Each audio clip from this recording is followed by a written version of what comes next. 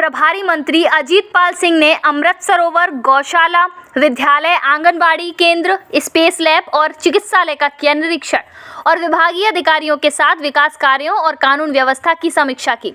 बता दें, उत्तर प्रदेश सरकार के राज्य मंत्री इलेक्ट्रॉनिक्स तथा सूचना प्रौद्योगिकी, विज्ञान एवं प्रौद्योगिकी विभाग और जनपद प्रभारी मंत्री अजीत पाल सिंह की अध्यक्षता में आज मुख्यमंत्री की विकास प्राथमिकता कार्यक्रम की समीक्षा बैठक का आयोजन कलेक्ट्रेट सभागार में किया गया।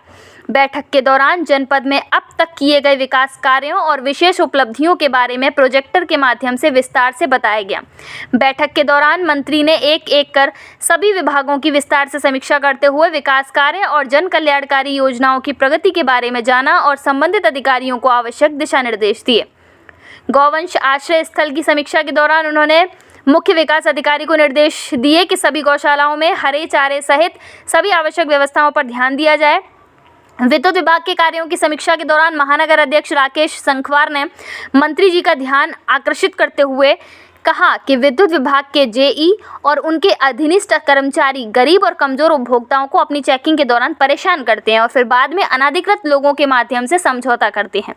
उन्होंने कहा कि लंबे समय से एक ही फीडर पर जमे हुए जेई का स्थानांतरण दूसरे फीडरों पर किया जाए, जिसको गंभीरता से लेते हुए मंत्री जी ने निर्देशित किया कि ऐसा कार्य करने वाले विद्युत कर्मियों के विरुद्ध एफआईआर दर्ज कराते हुए कड़ी कार्यवाही की जाए। उन्होंने लौकी गढ़ी में डेंगू मलेरिया पर चिंता व्यक्त करते हुए कहा कि इस पर जल्द नियंत्रण किया जाए और ग्रामीण क्षेत्र में यह डेंगू मलेरिया वायरल बुखार न फैलने पाए, इसके लिए सभी ग्राम पंचायतों में पहले ही फॉगिंग, एंटी लार्वा का छिड़काव अभी से कराया जाए, जिस पर मंत्री जी ने निर्देश दिए कि साफ सफाई और विशेष तौर पर ध्यान दिया जाए। इसके लिए सभी आवश्यक कदम उठाए जाएं।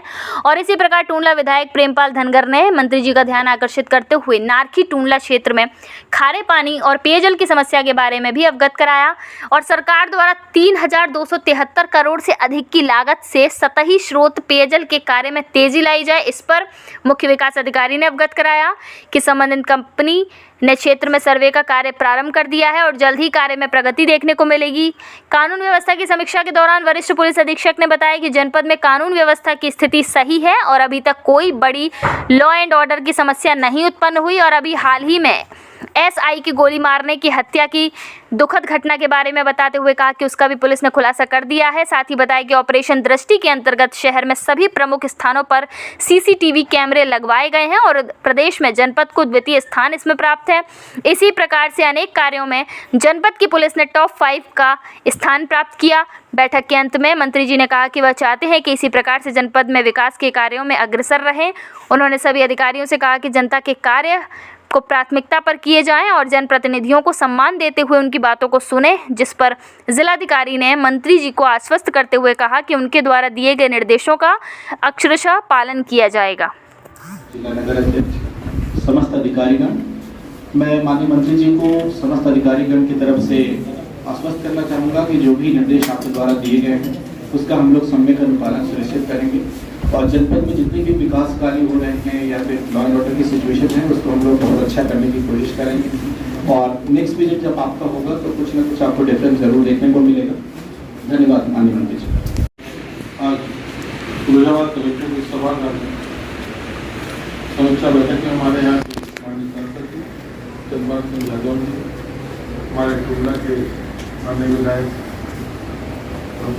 धनगर जी, प्रेमपाल धनगर जी, हमारे जिले के राकेश जी, हमारे गुप्ता जी, हमारे जिले के जिलाधिकारी महोदय, हमारे कप्तान साहब, सीडो महोदय, हमारे नगर अधिकारी, सम्मानित अधिकारीगण, जैसा कि आप लोग जानते हैं कि समीक्षा बैठक अभी सभी बिंदु बार आप लोगों के सामने हुई है।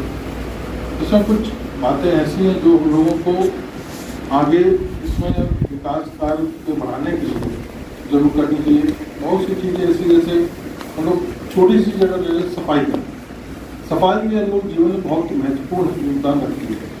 अगर हम लोग किसी जगह साफ सुथरी जगह जाते हैं, काम करने का भी एक अच्छा माहौल बनता है और हम लोगों को वहाँ पर जाकर अच्छा भी लगता है कि साफ सफाई है।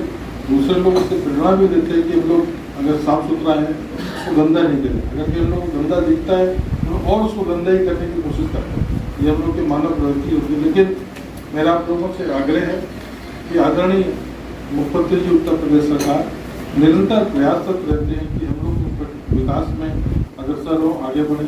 हम लोग 1 ट्रिलियन डॉलर इकोनॉमी की तरफ काम कर रहे हैं। अभी आपने देखा होगा इन्वेस्टर समिट हुआ, बहुत सारी ऐसी चीज़ें जो माननीय मुख्यमंत्री जी द्वारा चल रही हैं, नई नई योजनाएं आ रही हैं। उन योजनाओं को अगर हम लोग सही तरह अच्छी तरह से लाभार्थियों तक पहुँचाने का कार्य करेंगे, उसका माध्यम आप लोग हैं। क्योंकि अभी सरकार पिछले बार में आदरणीय मोदी जी, योगी जी की सरकार थी, यहाँ पर मोदी जी की केंद्र में, इस बार फिर आप लोगों ने अच्छे काम किया, दोबारा फिर सरकार बनी। मेरा आप लोगों से लगता है तुम्हारी सब सुन रहे हैं, तभी तो इस साल यानी 2022-23 में यहाँ 650 से भी ज्यादा रिकॉर्ड नंबर के एडमिशन्स हुए हैं। ये तो फिरोजाबाद के लोगों का प्यार और विश्वास है, जो उन्होंने यहाँ के बच्चों को बेहतर शिक्षा देकर कमाया है।